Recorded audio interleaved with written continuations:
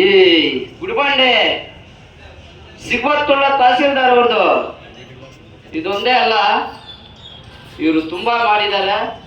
ತುಂಬಾ ನಮ್ಮ ಹತ್ರ ಕೂಡ ತುಂಬಾ ಮಾಹಿತಿ ಕೂಡ ಇದೆ, ವಿತ್ ಪ್ರೂಫ್ ರೆಕಾರ್ಡ್ ಸಮೇತವಾಗಿ ಎಲ್ಲ ಕೂಡ ಇದೆ ನಮ್ಮ ಹತ್ರ. ಇಂಥ ಅಯೋಗ್ಯರಿಗೆ ನಾವು ಕೂಡ ತುಂಬಾ ಸಪೋರ್ಟ್ ಮಾಡ್ತೇವೆ ಇಂಥ ಕಡೆ ಎಲ್ಲ. ಅಂತ ಅಯೋಗ್ಯರು ಇವರು, ಈ ತಹಸೀಲ್ದಾರ್ ಈ ಸಿಗ್ವತ್ತುಳ್ಳ ಅವರು. ಯಾಕೆ ಮಾತುಗಳನ್ನ ಇರ್ತೀವಿ ಅಂದ್ರೆ, ಇವರು ಬೀಚ್ಗಾನಹಳ್ಳಿ ಹತ್ರ ಕೂಡ ಒಂದು ಗ್ರಾಮದಲ್ಲಿ ಒಂದು ವ್ಯವಹಾರ ಮಾಡಿದ್ದಾರೆ. ಅದು ಸಂಪೂರ್ಣ ಮಾಹಿತಿ ರೆಕಾರ್ಡ್ ಸಮೇತವಾಗಿ ಮತ್ತೆ ಅವರು ಸುರೇಶ್ ನಾಯ್ಕ್ ಫೋನ್ ಪೇ ಮುಖಾಂತರ ಅಮೌಂಟ್ ಹಾಕ್ಸ್ಕೊಂಡಿರೋ ಪ್ರೂಫ್ ಸಮೇತವಾಗಿ ಕೂಡ ನಮ್ಮ ಹತ್ರ ಇದೆ. ಏನು ಇವ್ರಿಗೆ ಬಂದಿರೋ ಒಂದು ದೊಡ್ಡ ಕಾಯಿಲೆ ಅಂದ್ರೆ, ಏನು ಈಗ ಈ ವಯಸ್ಸಲ್ಲಿ ಪಾಪ ವಯಸ್ಸು ಬೇರೆ ಆಗಿದೆ, ಏನು ಜನರಿಗೆ ಸ್ವಲ್ಪ ಈ ಸಂಬಳ ತಗೊಂತಿರುವುದಕ್ಕೆ, ಈ ಅಧಿಕಾರ ಪಡ್ಕೊಂಡಿರುವುದಕ್ಕೆ ಪಾಪ ಜನರಿಗೆ ಸ್ವಲ್ಪ ಸರ್ವಿಸ್ ಮಾಡೋಣ ಅಂತ ಒಂದು ಜ್ಞಾನ ಕೂಡ ಇಲ್ಲ ಈ ಅಯೋಗ್ಯನಿಗೆ.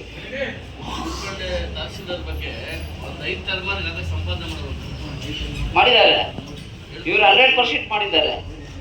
ಬಟ್ ಇಲ್ಲೆಲ್ಲ ಜನರು ಯಾರು ಕೂಡ ಪಾಪ ಇದ್ರ ಬಗ್ಗೆ ಯಾರು ಕೂಡ ಧ್ವನಿ ಎತ್ತಲ್ಲ, ಅಷ್ಟೊಂದು ಅಯೋಗ್ಯರು ಇವರು.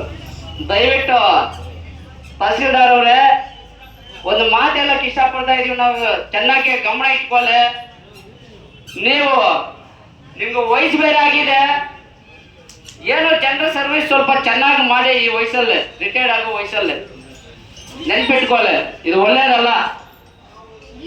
ಬಡವ ಶಾಪ ನಿಮ್ಗೆ ಇದು ಯಾವತ್ತಿಗೂ ಒಳ್ಳೇದಾಗಲ್ಲ, ನಾಶ ಹೋಗ್ತೀಯ ನೀನು, ನೆನಪಿಟ್ಕೋ. ದಯವಿಟ್ಟು ಪ್ರತಿಯೊಬ್ಬ ಅಧಿಕಾರಿಗಳಿಗೆ ತಿಳಿಸ್ತಾ ಇದ್ದೀನಿ ಮಾತು. ನಾವು ನಮ್ಮ ಈ ಸುರೇಶ್ ನಾಯ್ಕ್ ಇದಾನಲ್ಲ, ಇವನು ಇನ್ನ ದೊಡ್ಡ ಅಯೋಗ್ಯ. ಇವನು ಅವರ ತಹಸೀಲ್ದಾರ್ಗಿಂತ ಇನ್ನ ದೊಡ್ಡ ಅಯೋಗ್ಯ ಇವನು ಸುರೇಶ್ ನಾಯ್ಕ್. ನೆನಪಿಟ್ಕೋ, ಒಳ್ಳೇದಂತ ಆಗದೆ ಆಗಲ್ಲ. ದಯವಿಟ್ಟು ಬಡವರು ಕಣ್ಣಲ್ಲಿ ಕಣ್ಣೀರು ತರಿಸ್ಬೇಡಿ ದಯವಿಟ್ಟು. ನಿಮ್ಗೆ ಯಾವತ್ತೂ ಕೂಡ ಅವ್ರ ಶಾಪ ಯಾವತ್ತೂ ಒಳ್ಳೇದಾಗೋದಂತೂ ಇಲ್ಲ. ಚೆನ್ನಾಗಿ ಅರ್ಥ ಮಾಡ್ಕೋಬೇಕು. ನಾವು ಇಲ್ಲಿ ನ್ಯಾಯ ಸಿಗೋ ತನಕ ಕೂಡ ನಾವು ಇಲ್ಲೇ ಕೂತಿರ್ತೀವಿ. ನ್ಯಾಯ ಸಿಗೋ ತನಕ ನಾವಿಲ್ಲಿ ಎದ್ದು ಹೋಗುವುದು ಕೂಡ ಇಲ್ಲ. ಎಲ್ಲರೂ ಕೂಡ ನಾವಿಲ್ಲೇ ಇರ್ತೀವಿ. ಬೇಗ ಬಂದು ನಮ್ಮ ಮನವಿಯನ್ನು ಸ್ವೀಕಾರ ಮಾಡ್ಬೇಕೆಂದು ನಾವು ಕೋರ್ತಾ ಇದ್ದೀವಿ. ಧಿಕ್ಕಾರ ಧಿಕ್ಕಾರ.